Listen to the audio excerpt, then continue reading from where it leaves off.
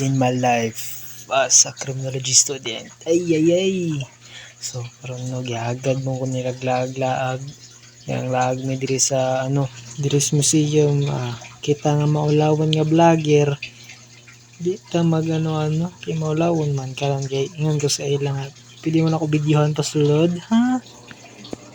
Karon videohan nato sila di sa tanga video sa tunaw nga natadraa kay siyempre maulawon nga vlogger. Ay tanaw sa pinando na gitudlo. Sige tudlo nimo diha. 6 hours later. Tomorrow, the next day. 2,000 years later. Oops, karon pindot na yung mga sinauna gibuhat sa sinaunang tao, mga karaang tao. Pindot kailan mga primary nga binuhatan. Dami kong okay, primary. O sabot, vlogger ta, bahala na ni. Siyempre, ato man yung vlog, mapakita po ta. Kita kayong pahak. Gra! Nagabigay ko drebe.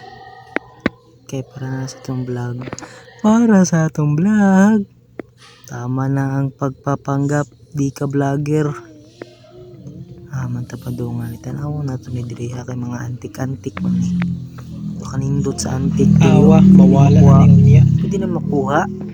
Dili dong. Tanaw lang. Vlog lang diha. Yes. Salamat. Kaninindot ka na siya. Doon sa kanya pagkabuhat ba? Gibuhat niya o nakita ra. Siyempre, gibuhat. Taka-taka na makagyabit dong. No? Balik ta diri tanawan. Nindot ka na siya. Suoto na to ni. Nindot ka na siya ba? Nindot kid kay siya.